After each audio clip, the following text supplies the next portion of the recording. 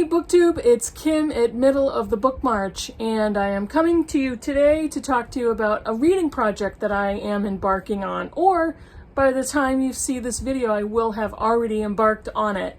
And I'm really excited about it and wanted to kind of tell you what it is. I have a selection of novels, all written by Irish women. And Britta Bohler and I are embarking on a reading project to read a selection of novels written by Irish women throughout history. It doesn't matter if they wrote 200 years ago or last week. So we've basically been developing a list, let's just say curating a list, of books written by Irish women that we would really like to read. And there's nothing formal about it. There's no rhyme or reason to what order we have to read in. We don't. This is purely for fun and enlightenment and knowledge of Irish women authors. So we basically got together and we started coming up with titles and we added them to a list. And I wanted to show you some of the books I already have on my shelf. This by no means are all the books that we are going to read, or we may not even read some of these, but these are the books that I have currently. And some of these authors, I have multiple of their novels. So let me just show you what I have to give you a teaser as to what novels we may read or we may pick from. And I have some background information on each of the authors, and I'm going to start with telling you the books alphabetically by their last name. So the first author I wanted to tell you about is Elizabeth Bowen, and she lived from June of 1899 to February of 1973, and I have notes to my right over here. She was an Irish-British novelist and short story writer, and she was notable for writing about the Irish big house and landed Protestants, and her fiction often took place in wartime London as well. She had an interesting marriage. She got married in 1923 to Alan Cameron. He was an educational administrator, but the two of them never consummated their marriage. They stayed married for quite a long time, but she had many extramarital affairs with both men and women, and she actually had a relationship with the American May Sarton. So she was interested in life with the lid on and what happens when the lid comes off, quote unquote. She liked to write about an orderly life or an innocent life and what happens when secrets are revealed and drama is revealed, and kind of that removing the veil falls and you see reality. So the book, I have two books of hers, but I'm going to show you this one. This is The Last September by Elizabeth Bowen. And this was published in 1929. This is a portrait of a young woman's coming of age in a brutalized time and place, and it takes place in 1920 in a country home in County Cork. This is Sir Richard Naylor and his wife Lady Myra and their friends maintain a skeptical attitude toward the events going on around them. But behind the facade, and here we are with the facade, tennis parties and army corps dances. The end is approaching, the end of British rule and in the south of Ireland, and with it the demise of their way of life that has existed for centuries. So I'm getting the feeling that Elizabeth Bowen writes very much about the drama of your internal life and secrets revealed and transitions in life that are traumatic and that sort of thing. So I'm all in for all of that. The next author I want to tell you about is Emma Donoghue, and Emma Donoghue is an Irish-Canadian playwright, historian, author, and screenwriter, and she wrote the book Room in 2010, which was a finalist for the Man Booker Prize. And she was born in Dublin, Ireland in 1969. She now lives with her wife, and they have two children in London, Ontario. And I have several of her books. I read Room years ago, and I read Slammerkin years ago, and I'm a fan of her writing. This is The Pull of the Stars by Emma Donoghue, and I think Britta may have already read this one. But I haven't, and I had this one on my shelf among several others.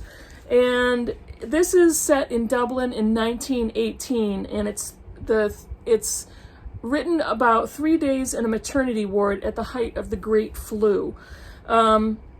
Nurse Julia Power works at an understaffed hospital where expectant mothers who have come down with the flu are quarantined together. And there are two outsiders that come into her world: Dr. Kathleen Lynn, a rumored rebel on the run from the police, and a young volunteer named Bridie Sweeney. This takes place over 3 days in a maternity ward, and characters coming in and out in interactions and drama and all that type of stuff. So we'll see if we read Emma Donoghue's books. I've got The Wonder, I've got Frog Music, I've got several other of her novels.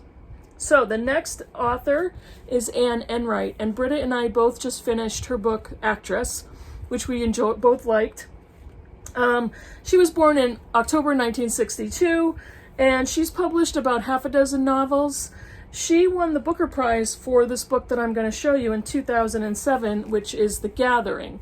And she was a television producer for many years, and she actually worked on children's programming, but apparently she had a breakdown while she was in that industry, and that's when she turned to writing. And she writes a lot about families, motherhood, children, kind of the mundane aspects of family life, but also the dramatic ones, things that can be thought of as, daily living, but that turn into something a lot more interesting and colorful and, like I said, dramatic. And she has described her writing practice as rocking the pram with one hand and typing with the other. And The Gathering is a book about, it's a large Irish family haunted by the past. There are 9 surviving children of the Haggerty clan, and they are gathering for the wake of their wayward brother Liam, who drowned in the sea. I actually started reading this many years ago and for whatever reason didn't finish. But Anne Enright is a superb writer, and her writing is very fluid and smooth and interesting. And this is one I absolutely want to get back to and try it again. So the next one is, known to all of us. This is Tana French, and this is her standalone book, The Searcher. Tana French is very well known for having written the Dublin Murder Squad series, and I've read the first 2 books of that series along with another book, Out of Order. But it says you don't have to read them in order, but this is not one of them. This is a standalone. And Tana French was actually born in Burlington, Vermont in 1973. But she and her family traveled around the world, and she ended up as a longtime resident of Dublin, Ireland. And her debut novel was the first book in the Dublin Murder Squad series, In the Woods. She was only 34 years old when that book was published. So she has now become known as the First Lady of Irish crime fiction. But this is The Searcher, a standalone novel that Britta and I had both wanted to read. And this is... Cal Hooper thought a fixer-upper in a remote Irish village would be the perfect escape. He's a former police officer on the Chicago police force, just got over an acrimonious divorce, and he just wants to get away and build a new life in a pretty spot in Ireland, but that is not what happens. So of course there's going to be some sort of crime, some sort of mystery, a former American police officer trying to escape and doesn't really succeed with that plan. The next author is Eimear McBride, and she was born in 1976. She's an Irish novelist. Her debut novel was A Girl is a Half-Formed Thing, and I may have that one, I may not, I'm not sure. She wrote that book in 6 months, but it took 9 years for her to get it published. And this is her second book, The Lesser Bohemians by Eimear McBride. And it was published in September 2016, and it tells a turbulent story of a love affair between a 18-year-old drama student and a 38-year-old actor. So I've heard really good things about her and her writing. Lesser Bohemians, an 18-year-old Irish girl arrives in London to study theater. And, you know, she has one of those lives of partying and friends and drinking and dancing, and finally ends up in a tumultuous or problematic relationship with a 38-year-old actor. So, the next one is an author and a woman that I am so looking forward to reading. I've not read any of her books. I have two of them, and I'm going to show you both, but I'm going to talk about one and not really talk about the other one. But this is Dame Jean Iris Murdoch. I didn't know she was a dame. And she lived from July of 1919 to February of 1999, and at the end of her life she developed Alzheimer's. She was not only a novelist, but a professor and a philosopher. And she writes about good and evil, sexual relationships, morality, the power of the unconscious. And quite often her novels contain stories about middle-aged men, intellectuals, academics, gay characters, refugees, Anglo-Catholics with life crises. So she really likes to dive into faulty humans and flaws and complexity. So she won the Booker Prize for the first book that I'm going to show you, and it's The Sea, published in 1978. And this is the story of Charles Arrowby, who's over 60. He's a demigod of the theater, director, playwright. He retires from his London world in order to become a hermit, and it's to the sea that he turns. So obviously this book has a middle-aged male protagonist, and I have heard nothing but excellent things about this book and Iris Murdoch specifically. The other part of this blurb is he hopes to at least escape from the women, quote unquote, but unexpectedly meets one whom he loved long ago. And then his Buddhist cousin James also arrived. He is menaced by a monster from the deep. He finds his solitude peopled by the drama of his own fantasies and obsessions. This sounds incredible, so I'm really looking forward to reading that. I also have A Severed Head on my shelf, and I'm kind of hoping that I can get to this one as well during our project.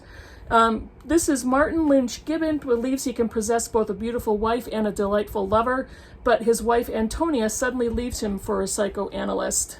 So, hence the severed head metaphor, I believe.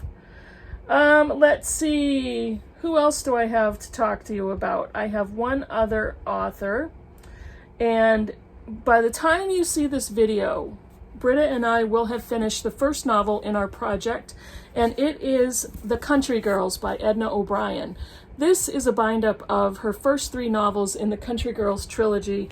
This is The Country Girls, which is the first one, The Lonely Girl, which is the second, and Girls in Their Married Bliss, which is the third novel in the series. And this is a story of Kathleen or Kate Brady and Bridget Baba Brennan, two young Irish girls living in a small repressive Irish village after World War II. Kate is a romantic looking for love. Baba is a survivor of her childhood. And it's basically the story of their lives. It's coming of age for both of them, story of their burgeoning sexuality. And this book, this was published in 1960. The Country Girls is O'Brien's first novel. And this is said to have broken the silence on sexual matters and social issues in Ireland. And this was actually banned and burned, denounced from the pulpit. Okay, that means I'm going to want to read it immediately, but I have already finished The Country Girls by the time you see this video, and I will be wrapping it up on my weekend video after this one. Did that make sense? So O'Brien was accused of corrupting the minds of young women with these books. So obviously I'm intrigued. So once we finished The Country Girls, so Britta and I both have the copy with all three novels in it, and so we're probably going to talk about, do we want to continue with this trilogy series? And we probably will.